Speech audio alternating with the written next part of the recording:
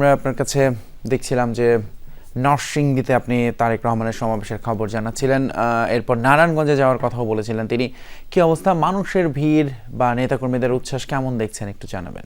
তুমি এখন তিনি ভৈরবের সমাবেশটি শেষ করে নরসিংদীর পথে, নরসিংদীর সমাবেশস্থলের ঠিক কাছেই আছি আমি, এবং সেখানে এখনও সেই নেতাকর্মীদের বা সাধারণ মানুষের আনাগোনা বেশ স্পষ্ট।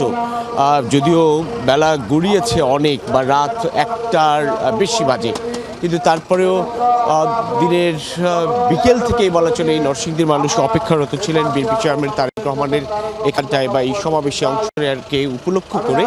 কিন্তু সেই মানুষগুলো এখনও এই রাতেও অপেক্ষা করে আছেন, এবং তারেক রহমান সেই সিলেট থেকে দিনের শুরুতে সিলেট থেকে শুরু করে এই পথ ধরেই তিনি অর্থাৎ ঢাকার অভিমুখে যাত্রা করে পথে পথে সিলেট আলিয়া মাদ্রাসা মাঠের সমাবেশের বাইরে আরও 6টি নির্বাচনী সমাবেশে অংশ নিয়েছেন, এবং প্রতিটি সমাবেশেই তিনি ধানের শীষের প্রার্থীকে বা বিএনপি মনোনীত যে প্রার্থী রয়েছেন তাদেরকে বিজয়ী করার আহ্বান জানিয়েছেন, এবং সেই সঙ্গে তার যে দেশ গড়ার পরিকল্পনা সেসব কথাই পুনর্ব্যক্ত করছেন প্রতিটি সমাবেশেই ঠিক একই রকম বার্তাই দেওয়ার চেষ্টা করছেন বিএনপি চেয়ারম্যান তারেক রহমান, যে বার্তার মধ্য দিয়ে তিনি আসলে বলতে চাচ্ছেন আগামীর বাংলাদেশে বিএনপি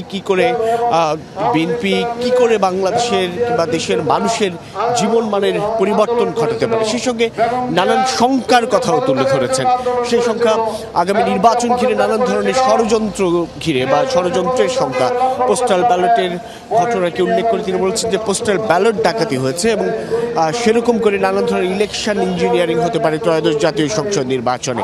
এবং সেই জন্য নেতাকর্মী সাধারণ মানুষ প্রত্যেককেই সজাগ ও সতর্ক থাকার আহ্বান জানিয়েছেন বিএনপি চেয়ারম্যান তারেক রহমান। বলেছেন যে ভোট শুরুর আগেই অনেকটা তাহাজ্জুদের নামাজ পড়েই যেন ফজরের নামাজটা ভোট কেন্দ্রের বাইরে আদায় করে ফজরের নামাজের পরপরই ভোট লাইনে যেন দাঁড়িয়ে পড়েন সাধারণ মানুষ, এবং তার মধ্য দিয়ে নিজের দীর্ঘদিন পর যে সুযোগ এসেছে ভোটাধিকার পুনরুদ্ধারের সেটিও যেন নিশ্চিত করা সম্ভব হয়।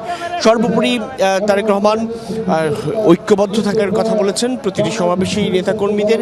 দেখতে পাচ্ছেন এই রাতেও এই নরসিংদীর নির্বাচনী সমাবেশ ঘিরে কী পরিমাণ সাধারণ মানুষের উপস্থিতি এবং উৎসাহ আগ্রহ নিয়ে এই উপস্থিতি। রাতের মধ্যে বা দীর্ঘ সময় অতিবাহিত হলেও তাদের সেই আগ্রহ আর উদ্দীপনার তেমন কোনো ভাটা পড়ছে না। এই নরসিংদী সমাবেশ শেষে নারায়ণগঞ্জের 2500 রূপগঞ্জ এলাকায় আরও একটি সমাবেশ অনুষ্ঠিত হওয়ার কথা রয়েছে, নির্বাচনী সমাবেশ, যে সমাবেশের মধ্য দিয়ে নির্বাচনী প্রচারণা শুরুর প্রথম দিনের কর্মসূচি শেষ করবেন বিএনপির ভারপ্রাপ্ত চেয়ারম্যান তারেক রহমান। এরপর ঠিক একদিন বিরতি শেষেই তার চট্টগ্রাম অভিমুখে রওনা হওয়ার কথা রয়েছে ঠিক একই রকম কর্মসূচি পালন করার জন্য, অর্থাৎ নির্বাচনী প্রচারে, নির্বাচনী সমাবেশে।